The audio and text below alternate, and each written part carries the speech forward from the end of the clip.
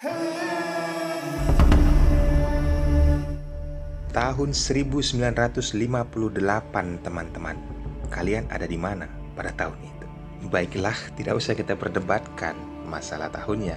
Yang jelas faktanya pada tahun 1958 terjadi pertandingan yang sangat brutal.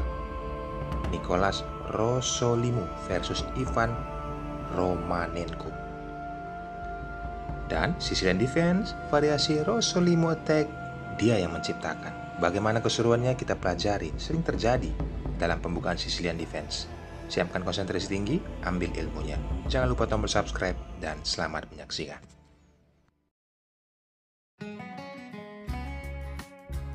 Nicolas Rosolimo, pemegang buah putih, memulai dengan pion keempat Ivan Romanenko, pion ke C5. Terjadilah pembukaan Sicilian Defense di papan.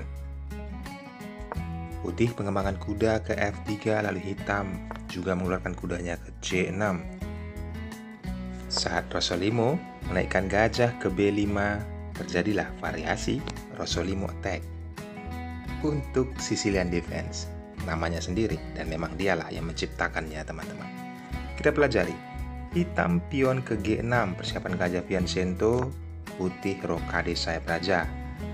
Dan di sini ada kesempatan bagi hitam untuk rokade sayap raja tersebut. Tetapi kita perhatikan setelah putih benteng ke E1 menjaga pion yang ada di lini center, Ivan Romanenko memainkan kuda ke F6.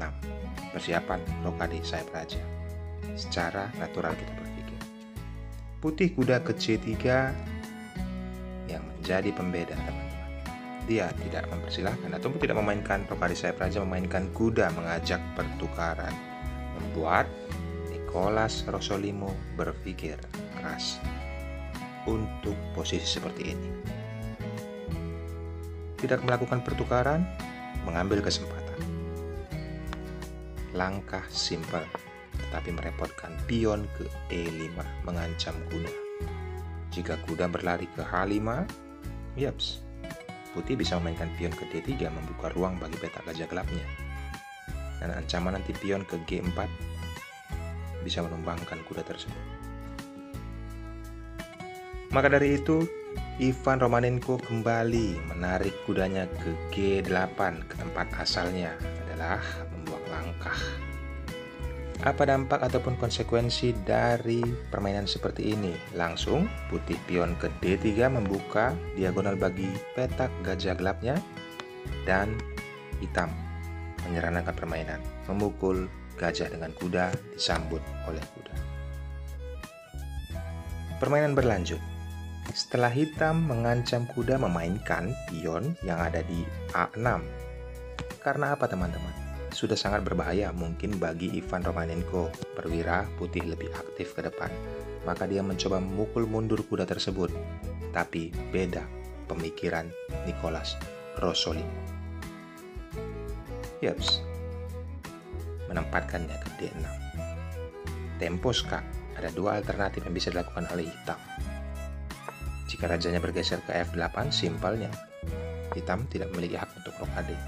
Bisa ditarik kuda ke E4, ataupun kuda bisa memukul gajah yang ada di C8. Hal ini mirisnya yang tidak diinginkan oleh Ivan Romanenko. Dia memukul kuda tersebut dengan pion. Bagaimana kelanjutannya, teman-teman? Jika hal ini terjadi, ini langkah aslinya. Tidak terburu-buru memukul pion, terlebih dahulu Rosolimo memainkan gajah, mengancam menteri, mencoba mengusir menteri dari kotak D8. Setelah ditempatkan ke A5, barulah dia pukul pion dengan tempo skak oleh benteng. Raja bergeser ke F8.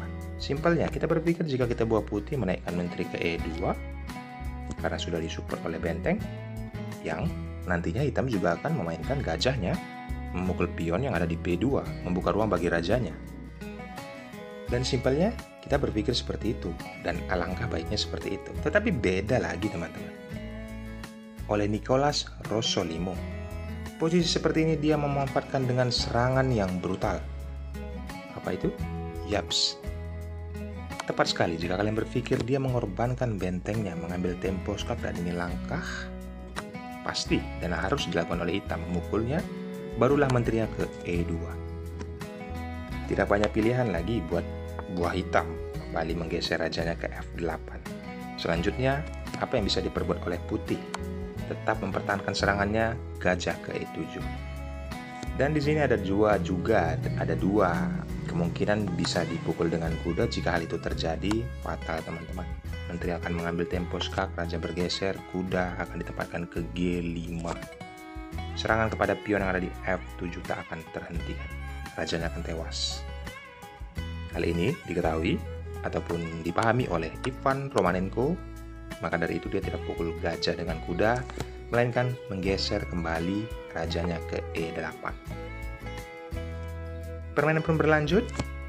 Putih penempatan gajah ke D8 mengancam menteri tempo skak. Dan kita berpikir ataupun rekomendasi dari komputer, langkah terbaik dari hitam tetap teman-teman menggeser rajanya dan membiarkan menteri. Karena apa? Posisi seperti ini sudahlah sangat rumit bagi buah hitam. Hukuman yang sangat kejam diberikan Rossolimo karena raja tidak rokade. Ini langkah terbaik untuk hitam, menggeser rajanya ke F8, membiarkan menteri, dan peluang untuk beberapa langkah berikutnya. Yaps, menteri berhadapan dengan benteng dan gajah. Masih terbilang lumrah ataupun masih bisa dilanjutkan pertandingan.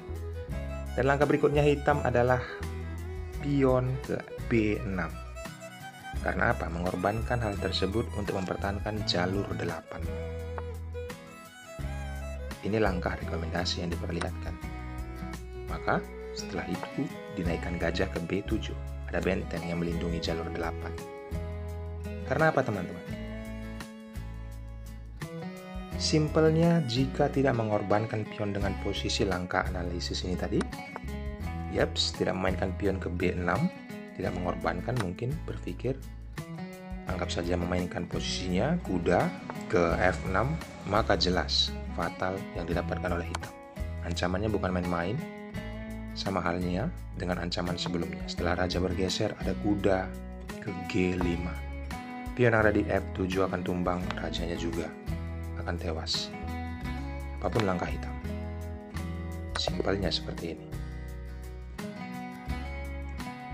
Ini adalah langkah rekomendasi ataupun yang dipertunjukkan oleh komputer yang kita bisa dapatkan ilmunya. Coba kita kembali ke partai aslinya. Bukan menggeser raja yang dilakukan oleh Romanenko, melainkan memukul gajah tersebut dengan raja. Ya, sudah sangat fatal. Bagaimana kelanjutannya? Kuda ke G5 mengancam pion yang ada di F7. Apa yang bisa diperbuat oleh hitam? Tidak ada. Ivan Romanenko menyerah dengan posisi seperti ini. Ada 3 alternatif yang mungkin bisa dilakukan, tetapi sama saja rajanya akan tewas. Bagaimana Sicilian Defense? Variasi namanya sendiri, memang dia yang menciptakannya. Dimainkan dengan sangat mudah teman-teman. Seperti ini jika dilanjutkan teman-teman. Jika mencoba melindungi pion tadi dengan kuda ataupun melindungi pion tadi dengan menteri, yang menteri dipukul saja. Beberapa langkah kemudian tetap rajanya akan tewas. Maka dari itu simpelnya, ya sudahlah, selesai permainan teman-teman. Ambil saja pelajaran pentingnya. Hal yang tidak perlu dilakukan, jangan dilakukan. Berpikir dulu, baru melangkah. Jangan melangkah dulu, baru berpikir. Jangan lupa tombol subscribe dan nyalakan juga loncengnya. Video-video berikutnya akan lebih spektakuler lagi. Tentunya untuk kita dapatkan ilmunya saat kita bermain nanti. Bye-bye.